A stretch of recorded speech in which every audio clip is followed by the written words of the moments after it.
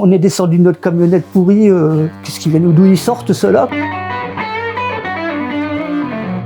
Alors moi je m'appelle Lorenzo Sanchez, je suis à Chaumont depuis à peu près 30 ans et je fais du blues, je suis essentiellement guitariste et je suis compositeur, auteur-compositeur.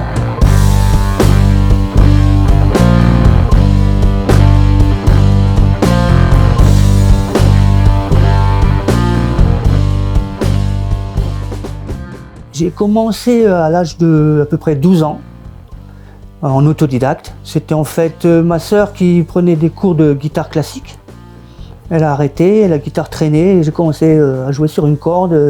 C'est mes tout premiers débuts avec cet instrument, quoi. Le premier groupe que j'ai créé, c'était un parcours un peu classique, on va dire, c'est-à-dire au collège avec des amis, après au lycée, etc. Et on commençait à jouer pas mal, donc je suis passé professionnel.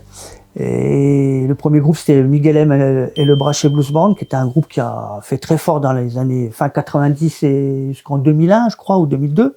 On était vraiment le groupe au Marnais. Quand on est arrivé à Paris, on est descendu de notre camionnette pourrie. Qu'est-ce qu'ils viennent, d'où ils sortent ceux-là, quoi. Et on a gagné ce fameux concours qui nous a permis d'enregistrer au Chesterfield. On a fait un live. Après, j'ai joué pendant quelques années, 4 ou 5 ans, avec Fred Chapelier, que tout le monde connaît, que je présente plus. J'étais son sideman, comme on dit, hein, son guitariste rythmique. J'ai accompagné d'autres artistes occasionnellement, voilà, quoi. Et en 2003, j'ai monté mon propre groupe, quoi, en fait, quoi. Sous mon nom, j'ai sorti 4 albums. Un en 2003, un en 2006, en 2014 et en 2024, donc Blue Avenida, qui est nettement différent des autres. Il est beaucoup plus blues, beaucoup plus âpre, plus rock, parce qu'il y a 2 guitares, il n'y a pas de clavier. C'est aussi mon premier album où je chante quelques titres en anglais, mais aussi en spanglish, comme le nom l'indique, un mix de l'espagnol et de l'anglais, et complètement aussi en espagnol. Et c'est un album que j'ai enregistré à Darman, chez notre ami Mike Vignac.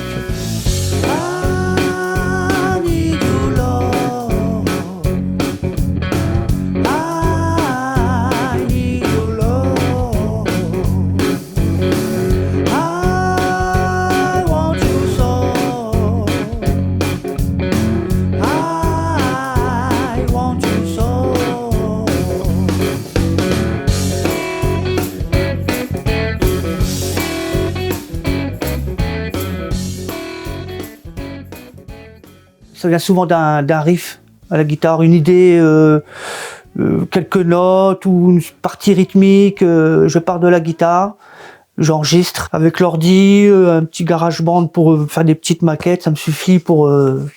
J'arrive à me projeter aussi en termes de son ou de qualité de ce qui peut être fait aussi en studio, donc je fais pas... C'est pas grave si c'est pas hyper propre et tout ça, quoi. Comme sur le dernier album, Blue Avenida, donc j'ai travaillé comme ça et j'ai fait une bonne pré-prod, hein, pour aussi que les musiciens aient un support vraiment au plus près de ce qu'on veut enregistrer en studio, tout en laissant toujours en studio la place à ce qui peut arriver, et c'est ça qui est intéressant en studio aussi. Alors c'est des prises live ou semi-live, des fois il y a des enfin, c'est-à-dire des réenregistrements après en cabine, des guitares quand il y en a besoin, mais j'ai voulu garder le côté très live et carrément des fois faire plutôt l'inverse, c'est-à-dire jouer le chorus en direct et faire la rythmique après, quoi, pour garder l'énergie du live, quoi. Voilà.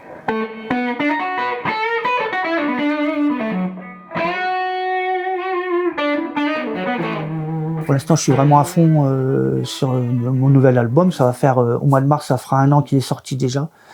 Il est distribué par Rock'n'All, qui est le distributeur de Dixie Frog, qui est le plus ancien label de blues français. On peut écouter ça sur toutes les plateformes, on peut le trouver partout. Et moi, ce que je veux faire là, c'est vraiment le présenter un maximum en live et faire vivre cet album. Voilà. Merci beaucoup.